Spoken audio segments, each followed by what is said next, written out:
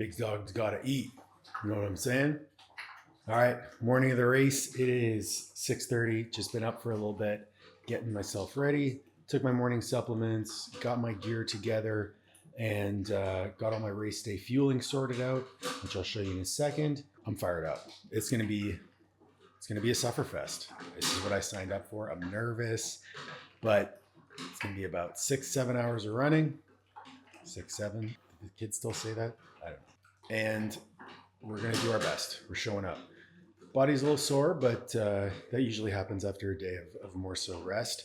And yeah, we're gonna have some breakfast and get rolling. So for fuel, what I did is I got a gallon jug of water, which is 4 liters.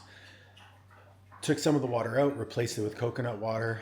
So for every 500 mLs of fluid, 125 mLs of that will be coconut water. There will be 25 grams of carbohydrates and an additional about 700 milligrams of sodium and about 300 milligrams of potassium plus the coconut water. That is kind of the happy medium for me where the fluid isn't so sweet that I can't drink it. That's something that I ran into on my training runs is like palatability. I'm going to be out there for, like I said, 6 or 7 hours.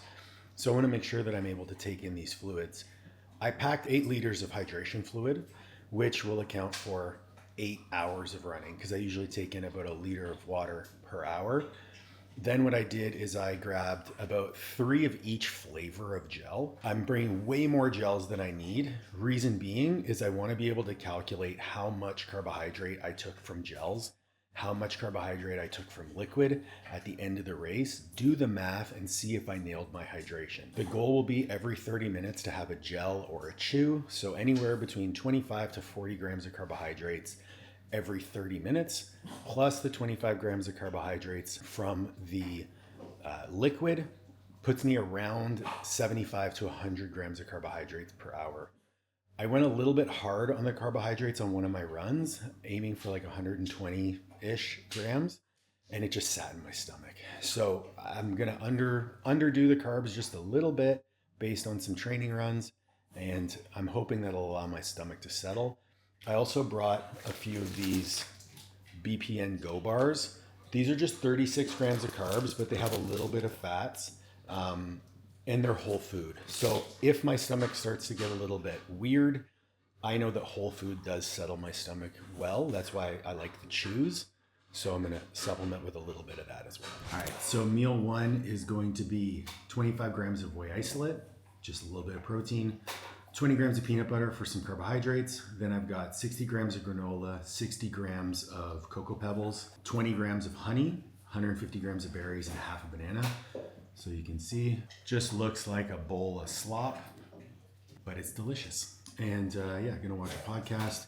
And then while the dogs are outside and kind of getting sorted out, I'm gonna do some mobility as well and leave the house 7:15. Race starts at 8:20. I'm gonna do all my mobility, get my shit ready, and then aim to get there around 7:45. Race starts at 8:20, so I don't really want to be there too long before I get started. So I'll just limber up and get rolling. Yeah, see you there.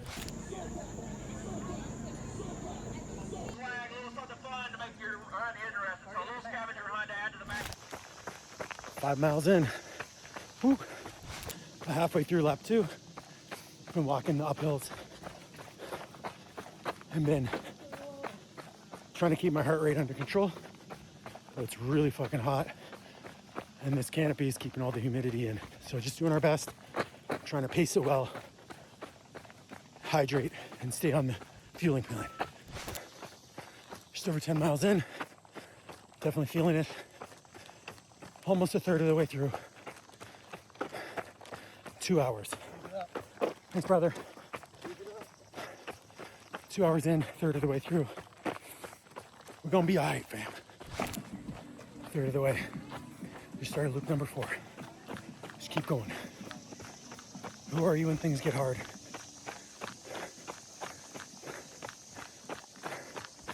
Are you proud of the way that you show up for yourself during challenging times? 11 miles just passed. Let's go.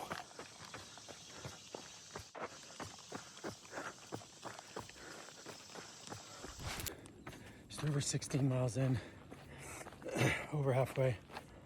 Yeah, I'm hurting bad.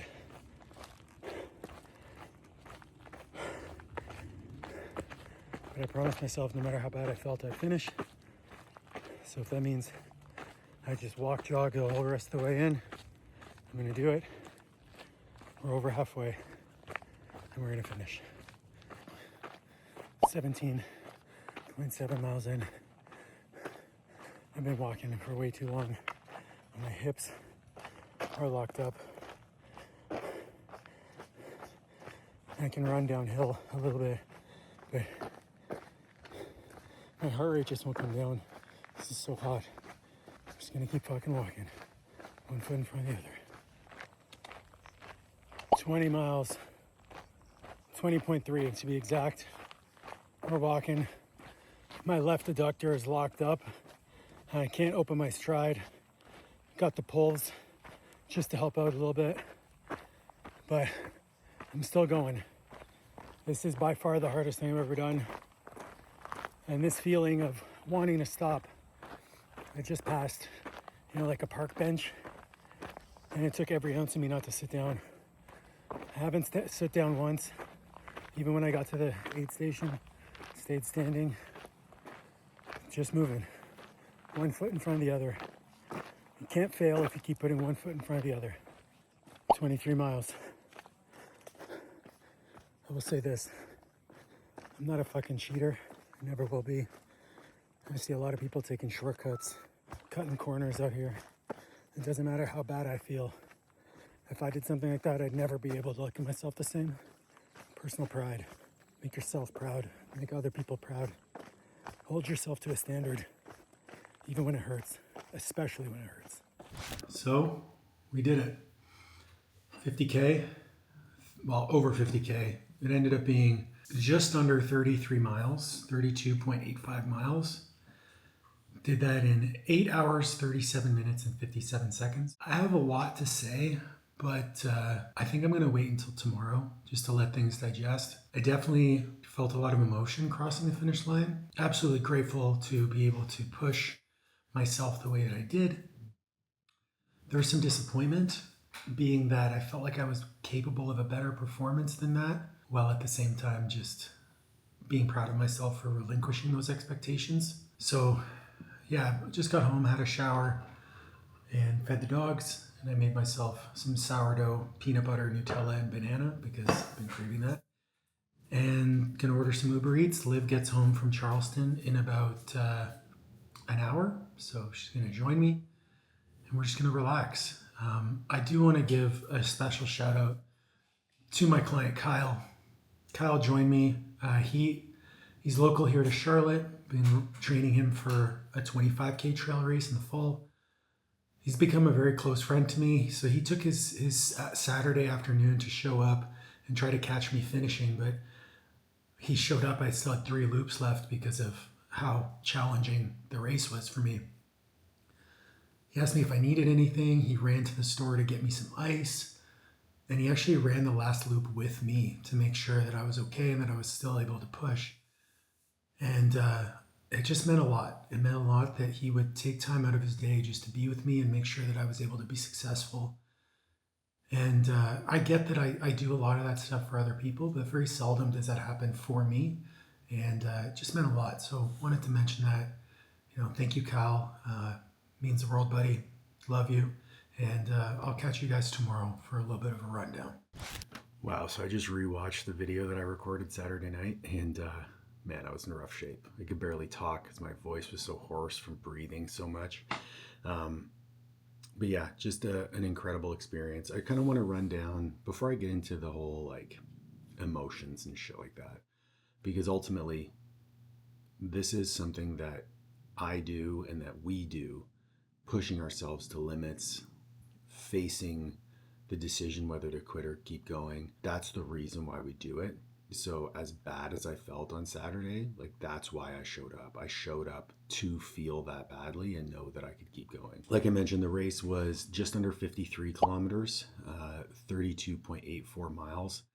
I ended up with 63,000 steps for the day. So basically an entire week's worth of 10K steps a day. in a single day, which was wild. And like I mentioned, I felt like I was capable of a better performance. And one of the things that I've been really trying to embrace about going into running, and that I think is going to have a lot of positive impacts on the rest of my life, is that it's okay to prepare for a great performance, understanding that in running, you cannot fail. So I knew at no point during that race that I was going to quit. I knew I wasn't going to quit. Unless my hip locked up so bad that I couldn't walk, I knew that I was going to continue walking. Even if I got to the cutoff time at 10 hours, I would go all the way unless I was physically incapable of doing that. Yes, it would have risked hurting myself or whatever, but I knew that I could keep walking. That ability to endure and to push through and relinquish expectation, I think is really important, because whenever we're faced with stress in our daily lives, whenever our business is going poorly or we lose clients or whatever it might be, nothing is over until it's over. The only thing that limits your ability to keep going is when you're 6 feet underground. You can always keep going. And I never thought I would fail. I never thought that I would quit. Even, on that sixth lap when things absolutely blew up and my hip locked up, I knew that I would just keep walking. At the very least, I would keep walking. And I ended up being able to string together a few minutes of jogging here and there. But, my hip was in really bad shape. So first 20 miles were awesome. I pulled up the stats from my Garmin. And so I PR'd my half marathon, which I've only done half marathons on the trail, so the time is quite slow. So I PR'd my half marathon. I PR'd my 30K. So I ran my 30K faster than I did in California. I PR'd my marathon and I PR'd my 50K. I've never run a 50K, so that's a PR. 50 kilometers I did just over 8 hours, including stoppage time, which means I actually finished 50K under 8 hours if you include the time that I spent at the aid stations, which very, very proud of. Now, the reality of the race was I blew through the first 20 miles and I probably should have paced them slower, but I was feeling really good. Moving well, feet felt good. At that 20-mile mark, my left hip and adductor just locked up. It was like it was right about to cramp. Not quite strained. It wasn't strained at that point, but it locked up pretty bad. And I wasn't able to run. So on the sixth lap, I pulled out my poles and I started power hiking. And I just was like, I'm just going to power hike this. My fueling, my hydration, everything was on point. I stuck to the plan very, very well. Even got even more water, which I had with me, thankfully, and just kept drinking, kept hydrating, kept making sure I was getting my carbs every 30 minutes, making sure that I was getting my 30 grams of carbs from the coconut water and the electrolyte drink mix every loop, and finished up with just shy of 700 grams of carbs for the whole race, which is right on point with where I wanted to be. Close to that 100 grams of carbs per hour mark. The heat and the humidity played a massive role. So I was trying to cool myself as best I could. So like I mentioned in my previous video, I had frozen 500 ml water bottles that I was just running with one in my hand and switching hands to cool my palms. As the water melted, I would pour it on myself, let that evaporate. I alternated between wearing a shirt and not wearing a shirt. And on the laps where I wasn't wearing a shirt, I left my shirt in the ice water in my cooler so that when I put it on, it would just be ice cold, wet t-shirt to cool my body temperature. I also had my ice bandana, which I blew through a lot of my ice in that ice bandana. And when Kyle showed up, I sent him to the store to get ice. The guy is a G. So he went to the store, got me a bag of ice. I was able to fill that ice bandana like crazy, make sure that I always had myself cooled. So that was very, very good. And then he actually ran the last loop with me, which was awesome. So he's, words of encouragement. I knew that I had him with me, and it was really, really a great experience. Relinquishing the expectation was something huge. We prepare for the best, but we understand that sometimes things don't go our way. And I've experienced that with, With powerlifting, you have a great training cycle, you show up and the meet just doesn't go your way. Or in bodybuilding, you put together a great prep, you show up and there's an IFBB pro standing next to you. Like my last show that I won my class, went to the overall, and the guy standing beside me won his IFBB pro card 2 weeks later. So I'm not going to beat that guy. You prepare for the worst, but at the end of the day, you show up with your best. And whatever that best is, you just keep going. The race was hard in the sense that like I was in pain for 4.5 hours. Every step I took, my hip was in very, very serious pain. At that point, my feet were destroyed. We're sitting here on Monday morning. I haven't worn shoes since the race because my feet are so swollen and bruised, and I'm pretty sure about 4 or 5 of my toenails are going to fall off. But that was hard. Like enduring pain for 4.5 hours was hard. But I knew that I wasn't going to quit. And I had the opportunity 5 times. Like every time I finished a loop, I could have quit. No one would have thought it. Like no one would have cared. I realistically think no one would have cared. But I would have cared. I look at this as an opportunity to just like look at all of the people in my life, all of the ways in which I present myself, that I speak. It's an opportunity, just like when I tore my quads. Who am I? Am I the person that I tell myself that I am?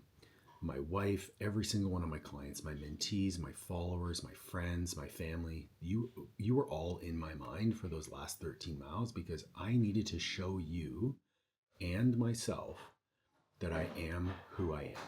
To be the husband, man, father, friend, future father, friend, and coach that you all believe me to be. I took this as an opportunity to show that in real time. That to me is something that it's an opportunity I will never take for granted.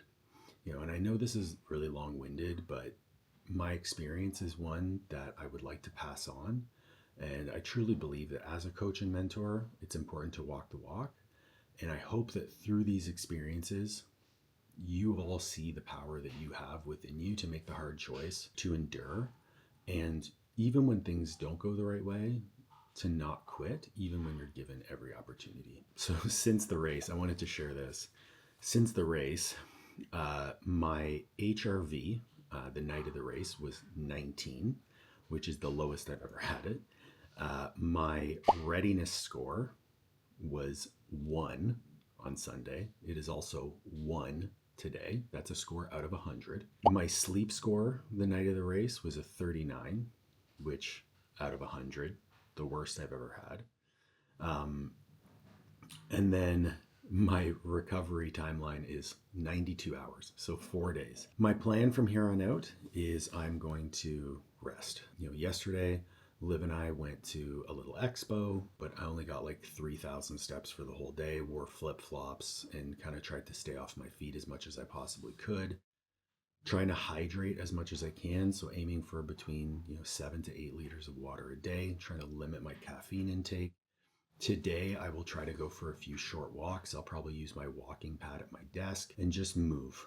I'm not going to do any stretching. I'm not going to do any contrast therapy. I am the most sore I've ever been from anything. My left hip is strained. It's not torn or anything, but it is strained. I can't really go up the stairs with that left foot.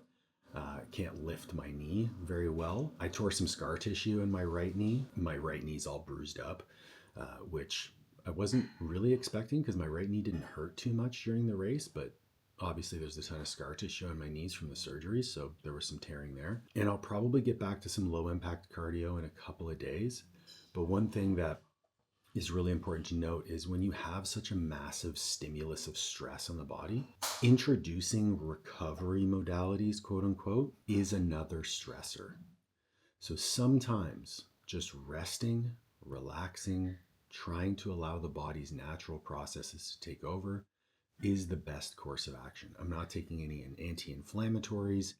I'm making sure to eat plenty of carbohydrates, making sure to have plenty of sodium, allowing myself to recover. That is the goal. Training from here on out, I'd like to focus on getting faster.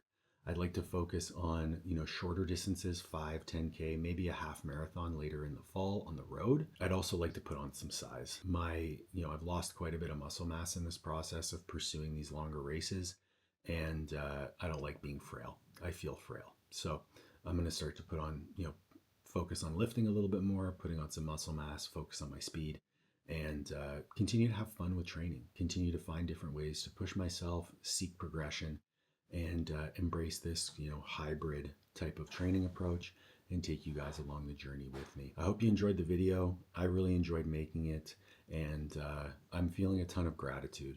One of my friends, Ryan Cassim, he tagged me in a gratitude post on Instagram recently, and I haven't filmed the video. I'm going to film it today, but the amount of gratitude I have for the support that you've all provided me, verbal, messages, calls, texts, those types of things, has been amazing. It definitely makes me feel as though I'm inspiring other people to push toward their best performances and get out of their comfort zones, which ultimately, if the message from any of these videos that I make resonates with one person, I think it's worth making them.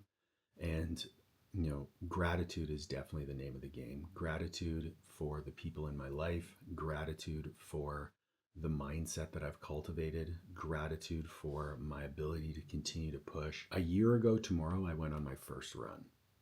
So a year ago tomorrow, I did 5 minutes of running. I just ran for 8.5 hours straight. I'm pretty proud of that. 2 years before that, I was in a wheelchair. So in the last 2 years, I've gone from a wheelchair to winning a bodybuilding competition to running an ultramarathon. If you're not feeling grateful about your ability to accomplish hard things after doing that, I think I'd be pretty ridiculous. And feeling pride is something that I'm actively trying to lean into. As someone who's always pushing for more, always trying to get better, feeling pride in my accomplishments is hard, but it feels really, really good when I allow myself to do it. So that all to say, that was 14 minutes of me rambling on about a race. I hope you enjoyed it. I hope you enjoyed the video. Like, share, subscribe, comment below. What would you like to see me try next? And what are some things that you're working on? What are some things that you are pursuing as opportunities to be your best self? We'll catch you in the next one.